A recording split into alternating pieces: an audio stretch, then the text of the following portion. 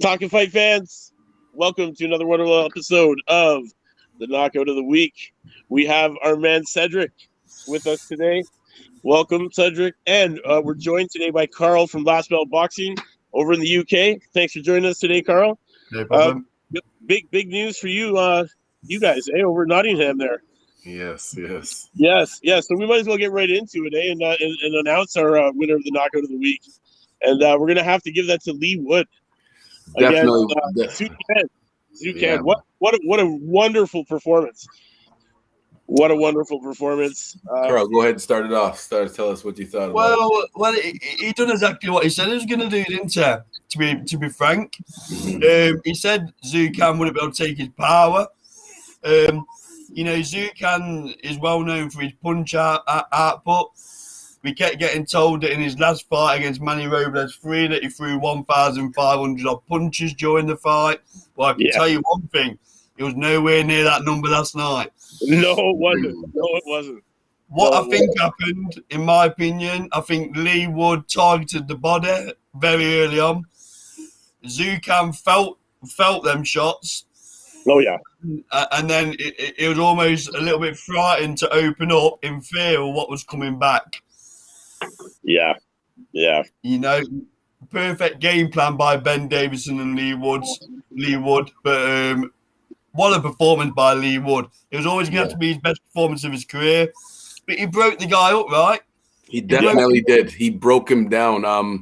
I think wins like these are they should be rated even more, just for the simple fact of how much of an underdog Lee Wood was.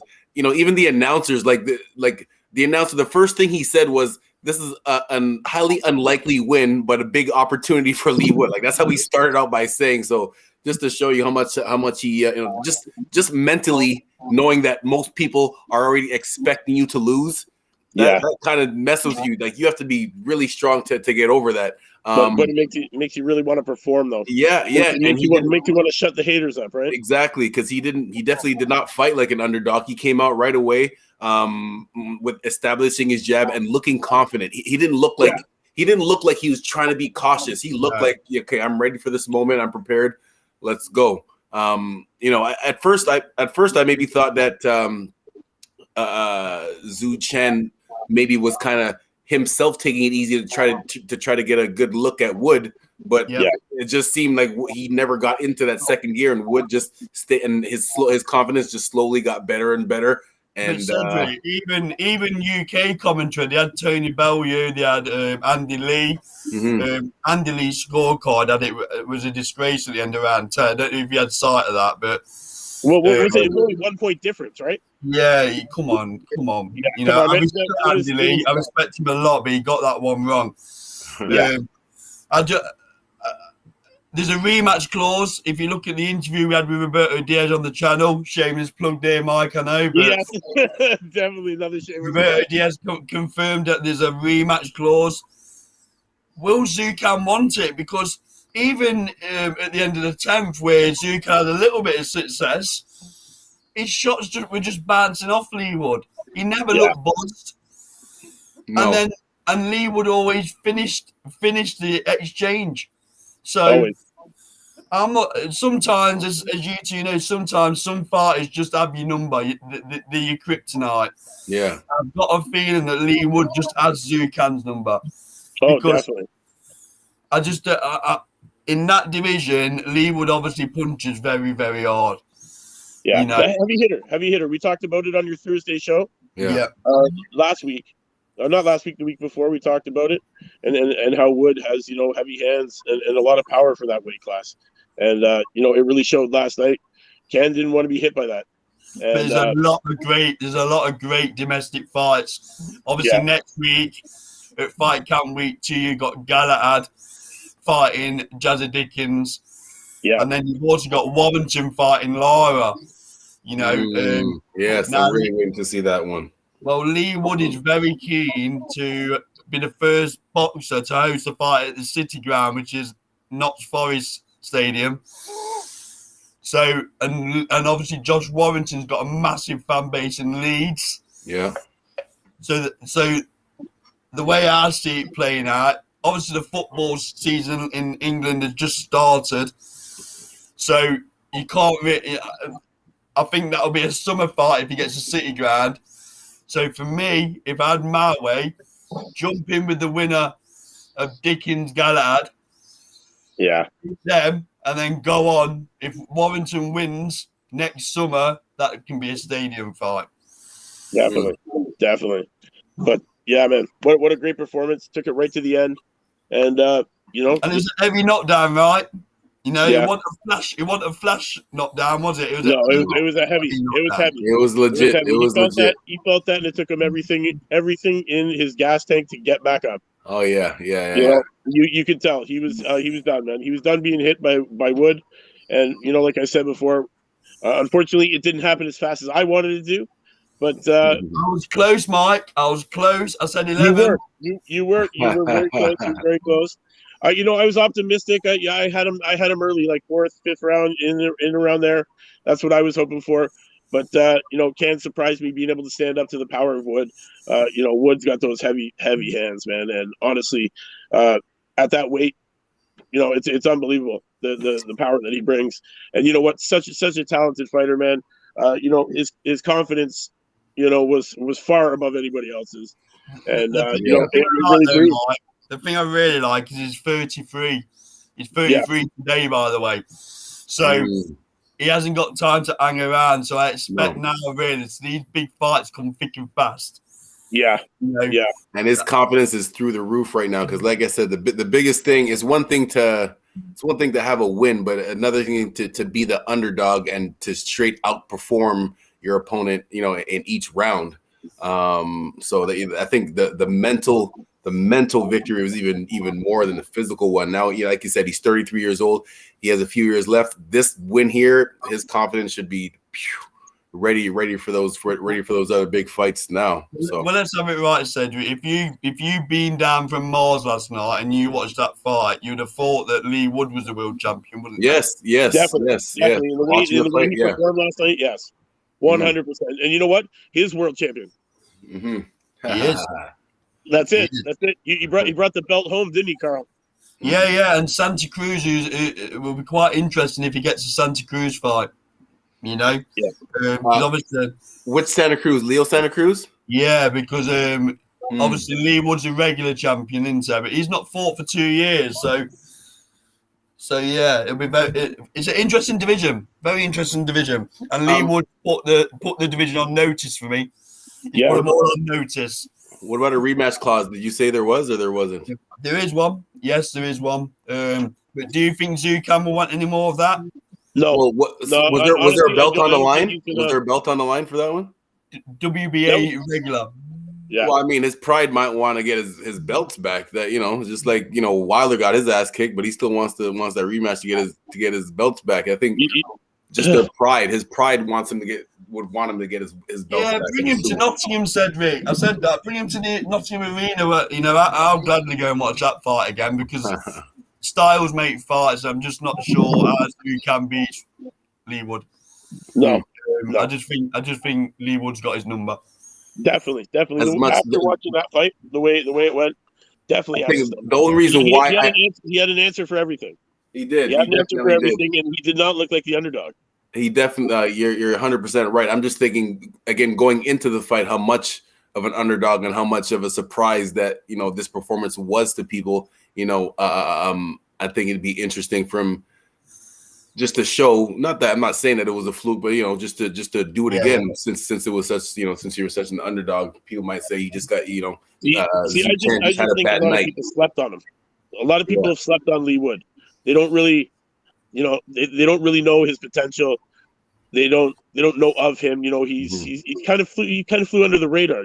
And last night he put himself on the map. He put the division on notice, and the sky's the limit at this point. He's a very, very rounded boxer because he spent years and years at the Ingles gym, where their trademark is fighting off the back foot, slick, getting in and out of range, and then it's now with Ben Davison, who's obviously telling him to sit down and shots more, because the rumor has it when he initially went over to Ben Davison and he got in the ring with the pads, he couldn't believe the power he had. So that's why they've worked on changing his complete style in the ring.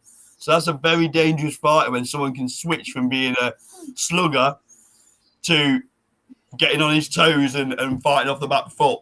Yeah. So yeah, the sky's the limit, isn't it? Definitely the sky's the limit. What I'm happy is that actually became the main card. Remember, we were talking about how Conor Benn's fight was supposed to. Yeah. You know what? It was a good thing that the Conor Benn fight was postponed due to the COVID, because Lee Wood got to shine in the main event spotlight, and he put on the performance of his life, and now he's got world status on his waist, and the sky's the limit. Yeah. It was supposed to happen that way. And Carl, I know you must have been partying hard last night, brother. Yeah, I might have had one or two drinks, Michael. Yeah. It's not every day you get it's not every day you get a world title. I mean, it's been a while for you guys. I don't want to rub it in or anything, but it's been a while. You have to celebrate these things, don't you? So Definitely. I know you've got a couple of North American champions floating around in Canada, because but yeah.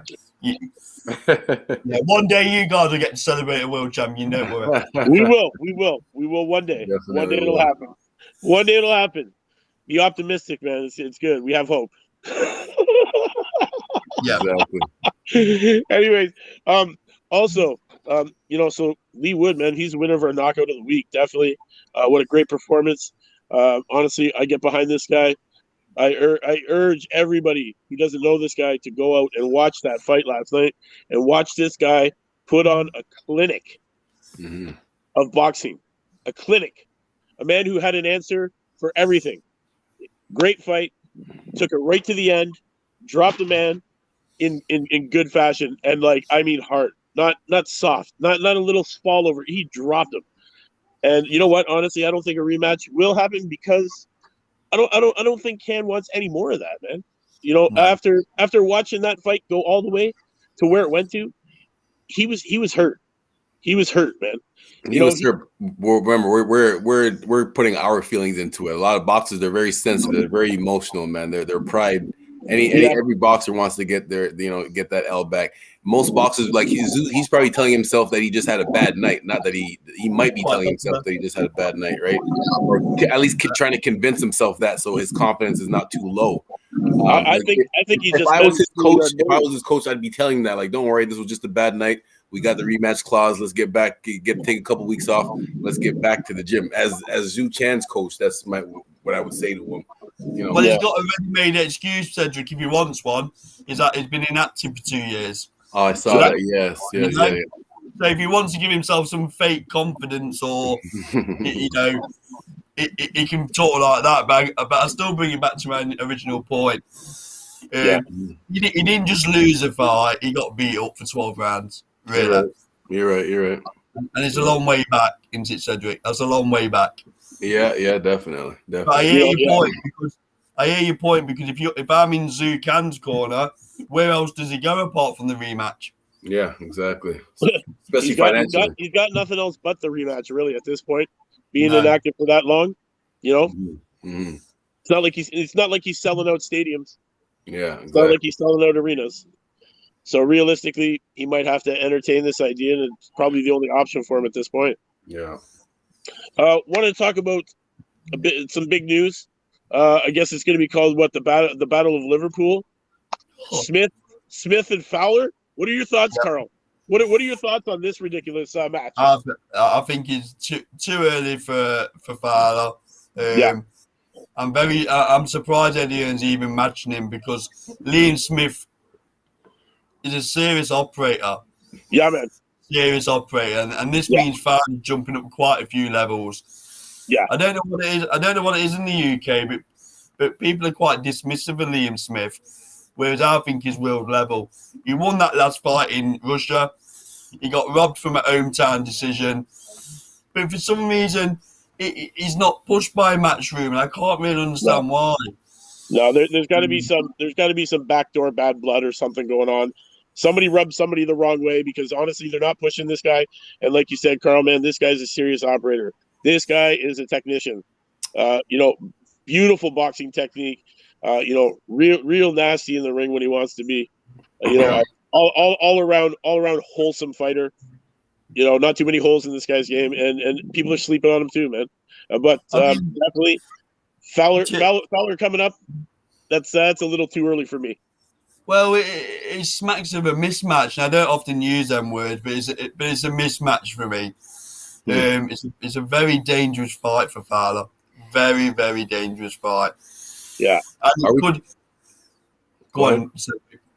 Are we talking about the same Fowler that was on the undercard last night? Yeah. Yes. Yeah, and the guy that he fought wasn't he a late minute replacement also? Yeah, he fought 2 weeks before that fight, Cedric. So, and he went the distance with him and he didn't struggle, but he, I got the highlights. I got the highlights on right now. He should have, if he's talking about fighting Liam Smith at that level, he should have took out this guy here. It's night and day, isn't it? It's night and day. So October the 9th, Liverpool. The Last Bell boys are planning to be there, so I'm hoping to go and watch it. It'll be a very lively affair, knowing the crowd in Liverpool as I do. But yeah, good fighting town. It's a good fighting town. Good boxing history there. Real quick, we got to say what up, Ray in the chat, also from the Last Bell Boxing podcast. Right. Ray will be on with me tomorrow. Check it out. Knuckle up at 4. He'll be on with me tomorrow. We'll be talking about a wonderful individual. I think we need to start talking about percentages splits because I think the Last Bell boys are starting to come in quite a lot. So Eric, I think we need to start talking about percentages. Negotiation talk. Yeah, me and Ray negotiate quite hard, by the way. So good luck with that one. But we want it in sterling, not in dollars. Eric says we can.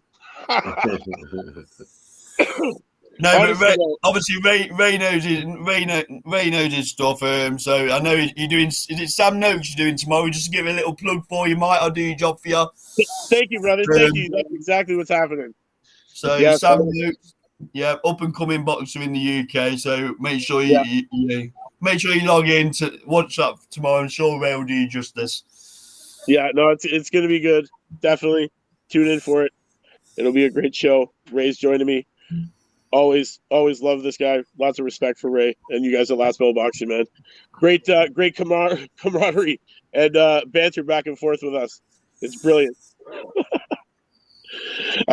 Honestly, I want to do a couple of mentions here, man. There's a card that I came across Friday. Boston Boxing Promotions. It's their second event in a 3-event tournament, and there were some great knockouts on that card.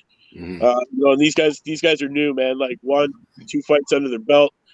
These are a lot of debuts, a lot of guys that are up and coming who are getting some flashy knockouts. There's one guy I do want to mention. That was Alejandro Polino. This guy, I watched this guy debut. Honestly, throws hands great. He's in and out fast, knows how to cut off the ring. This kid's already a veteran early on.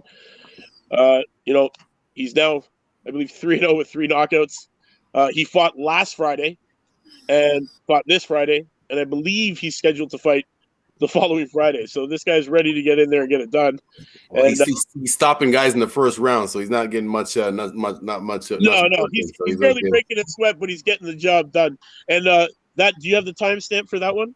Yes, that was at 1 hour, and on the YouTube channel page, it was 1 hour and 36 minutes into the card, and it was in the first round at the little bit close to the 1 minute and 30-second mark. Alejandro Polino versus Carlos Galindo. Yeah, great fight. It was fast, real nice. Is this where Eric works his magic? Is it?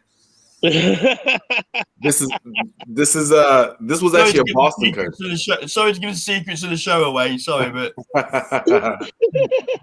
we all know Eric's a talent. Oh, where'd Mike go? Anyways, we got. Did you get a chance to see this card here? It was Friday night. The other. There you go. Now you're back now. Yeah, I don't know what happened there. The other big KO we had was Gabriel in the super light division. Gabriel Morales versus Cam Arnold. Both of these guys was their professional debut. This was at the 1 minute and 15 second of the card. 1 hour 15. Yeah. The KO also came in the first round. This was actually good because it was set up with a good straight right hand in the middle of an exchange. They were both throwing punches. Morales just took a half step back, landed a right hand that kind of wobbled Arnold for a second, and just landed a barrage of punches. Oh, and unfortunately, Arnold couldn't continue. But yeah, that was a great stop. It actually took Arnold a while to get up and out of the ring, I believe. In that one. Yeah, I believe he was attended to by the doctors in the ring. Mm-hmm. I think they brought in some smelling salts because he was, in La La Land. It was that was a big KO. It was a big stoppage. Big KO on that card. There's I believe two more on that card that we want to mention. There was, and the timestamp where those ones were. Pull it up right here. James Perkins, yes, versus Anthony Murray. Debut for Murray. This was the first round. Is at the 59th minute of the card. First round, first 30 seconds. So that was first 30 seconds. This James this is a big one. Hurting Perkins. I don't even think he broke a sweat there. No, man. Honestly, he don't work no overtime, bud. Not this guy. I think he also literally just pulled through him and knocked him out. That was it, man. It was done. He also fought back-to-back weekends. Yeah, just like Alejandro Polino. Yeah, and then the last one that we didn't speak about yet in the lightweight division, Kevin Walsh versus Michael Taylor. Both guys. Kevin Walsh was 1-0. Taylor was looking for his first win at 0-1. Timestamp for this was 1 hour and 28 minutes into the card, and it was also in the first round. These first round KOs happen often. That's why they have so many fights on the card, because they're expecting a lot of KOs. I'm assuming. Yeah, man. Well, I believe it was about 4 KOs. I think there was about 3 or 4 TKOs, and then only 2 went the distance. So it was a pretty quick card. Guys, go and check it out, man. Just YouTube, Boston Boxing Promotions. Real young talent coming out of there. Great. These young hungry guys, man, willing to fight weekend to weekend to weekend. Next Friday is another one of the events attached to this 3 event they're doing. And, man, I can't wait to watch it again, man. There's been knockouts all the time. Every week. We had our first female knockout of the week actually came off their first card last Friday, the 23rd. Just to go back to the UK card real quick, we didn't miss any other knockouts, did we? There was that fight between McCarthy and Billum Smith. That was a good slugfest. I thought someone was going to sleep at some point in time there. They were throwing some hands. I thought that was a potential for a KO of the week. Very close fight, wasn't it? Very close fight. Yes, definitely. Billum Smith, he became the new champion, correct, of that division. I'm pretty sure I heard her say, and the new. Yeah. Like I said, I had that as a draw personally. McCarthy suffered a bad. His eye was swelling up, so I think that affected him. In the early round, I had McCarthy winning that fight, so it was very close, very close. What a great slugfest, though! Definitely a fight of the night contender. It was. There's only one fight of the night, Mike. There's only one. Know it, brother. You know. And it won. Okay, it won or not. Definitely. There we go. Yeah, man. Well, that being said, guys, another wonderful episode of our knockout of the week. Hats off to Carl. He's going to be partying for a little while because he's got some world champion status to celebrate. Well deserved. Definitely well deserved. Cedric, again, we're killing it with these knockouts, man. We're finding lots of them. We're finding Carl, please let us know if we miss any KOs or anything. Just send it to us. We'll make sure. I can understand why you're asking me, because obviously UK is a place to be at the minute for boxing. So I can understand why you're asking me that. Any chance he gets to plug that in? The Op That's better it. boxing. The Op better That's boxing. it. Hey, the UK's rich in history in boxing. Why That's wouldn't you want to be there for it, right? it. It's true. Yeah. But We dominate. anyways, guys, Lee It's Wood, what man. we do. Lee Wood. That's it. Our knockout of the week, man, goes to Yeah. Lee Wood, new champion. Sorry, Zucan, you can't do it. Not now, not right now. Not right now, he can't do it. Hopefully, he decides to pull that rematch clause, or else we probably won't see him for a while. That being said, guys, that's our winner of the knockout of the week. Carl, thanks for joining me. No problem. Always a pleasure, man. We'll see you throughout the week. Cedric, again, Yes, sir. much Yes, love, sir. brother. To all the people watching, it's another wonderful episode of the Knuckle Up Knockout of the Week with Mike Orr, Cedric, and our friend Carl from Last Bell Boxing. See us next week, same time, same channel. Yep. Be real.